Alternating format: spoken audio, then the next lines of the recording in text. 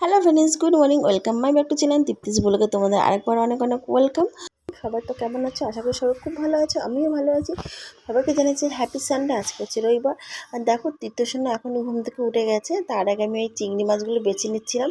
তো ভাবলাম তো এই বেছে টেছে নিয়ে এই কাঁকড়া এনেছে, কাঁকড়াগুলো বেছে নিয়ে তারপর ভাবলাম ক্যামেরাটা অন করবো। তা আর হলো না, যা ভাবা তা কাজ তো আর সবসময় হয় না। তীর্থসেনা তো উঠে গেছে, ওকে কোলে করে নিয়ে ভালো করে হাতটা ধুয়ে ওকে কোলে করে নিলাম। তো এখন দেখাচ্ছি যে এই কাঁকড়া মাছ আর এই যে চিংড়ি আর এখানে কিছু এঁটো বাসন আছে। তো আমার এগুলো কিচ্ছু করা হয়নি আজকে সকাল থেকে, জানি না। এখন টাইম হচ্ছে 9:45। এর সময় আমার সমস্ত কাজকর্ম করে আমি পুজো টুজো দেওয়া হয়ে যায়। আজকে জানি না কেন আমি কাজ করে এগোতে পারছি না। এদিকে তীর্থসেনা ঘুমিয়ে গেছে। তো ভাবলাম এবারগুলো সব গুছিয়ে গাছিয়ে নিই। এই ঘরে আছে বাসি বিছনা, যে এখনও তোলা হয়নি। কিছুক্ষণ আগেই তীর্থসেনা উঠেছিল, তো বিছনাটা গুছানো হয়নি। ওকে নিয়েছিলাম যেহেতু, তোমাদের দেখিয়েছিলাম মাছগুলো আমার বাঁচা হয়নি।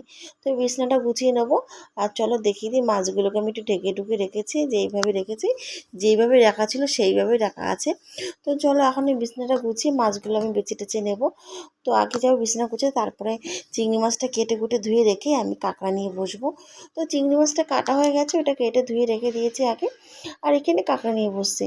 কাঁকড়া তো কাটবো, তো কাটতে যখন হবেই তখন চেষ্টা করি। তো সাঁড়াশি নিয়েছি, দেখতেই পাচ্ছ। সাঁড়াশি নিয়ে আমি ওই যে ঠ্যাংগুলো আছে কাঁকড়ার ঠ্যাংগুলো কেটে নেব। তো আমি চেষ্টা করছি, দেখতেই পাচ্ছ, কাঁকড়া কাটতে ভীষণ ভয় করছিল। কিছু করার নেই, কাটতে যখন হবে তো কেটে নিতেই হবে। তো আমিও কেটে নিয়েছি।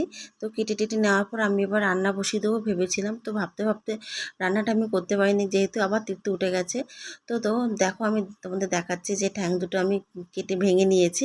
আর যে খোলসটা থাকে সে খোলসটা খুলে নিয়েছি। তো দেখতে পাচ্ছ এই করে একটা একটা করে সব কাঁকড়া কেটে আমি ধুয়ে ধুয়ে রেখেছি।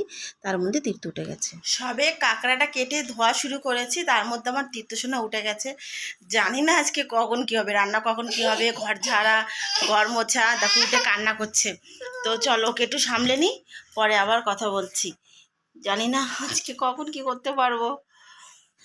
তারপর তীর্থকে খাইয়ে টাইয়ে কিছুক্ষণ পর ওকে ঘুম পাড়িয়ে আমি শুয়ে চলে এসেছি রান্না করতে। এখন টাইম হচ্ছে 1:45 থেকে 12:30 বাজে, এরকম টাইম হবে, যেহেতু আমার যতটা মনে আছে।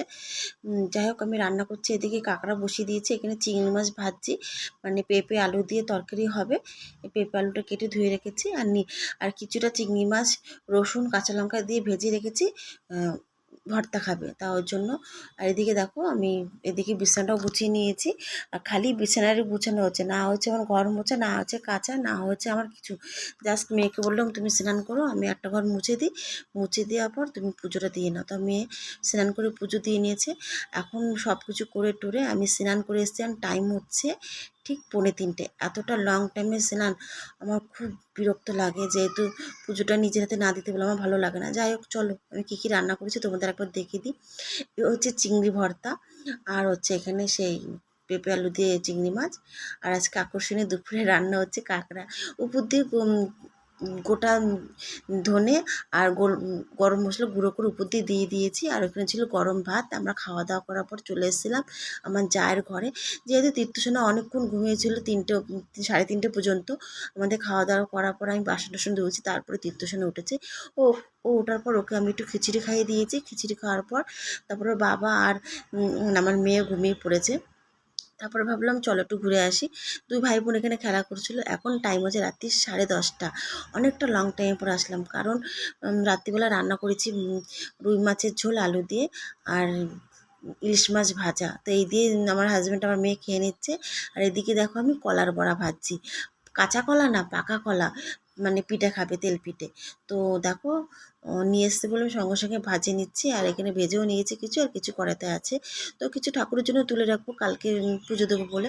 তো চলো ভেজে টেজে নিই, তারপর খাওয়া দাওয়া করে সোজা চলে যাব বাসনটা মাজতে। বাসন মেজে রাত্রিবেলা বুঝতে পারছি বাসনটা মেজে রাখলে সকালে অনেকটা আমার হেল্প হয়, মানে বাসন মাজাটা মানে থাকলে অন্য কাজগুলো করতে পারি। বাসন যেরকম আগের দিন যেমন মাজতে পারিনি, আজকে সকালে অনেকটা টাইম হয়েছে, মানে কাজ গুছানোই যাচ্ছে না সকাল থেকে। তো কালকে সকালে আর অসুবিধা হবে না বাসনটা মাজা থাকলে। তো চলো বাসনটা মেজে তীর্থসেনাকে খাইয়ে আমরা সবাই শুয়ে পড়বো। তো চলো সবাই ভালো থেকো, সুস্থ থেকো, চলে আসবো নেক্সট ভিডিও নিয়ে। টাটা, ততক্ষণ যেন সবাই সুস্থ থেকো, নিজের খেয়াল রেখো।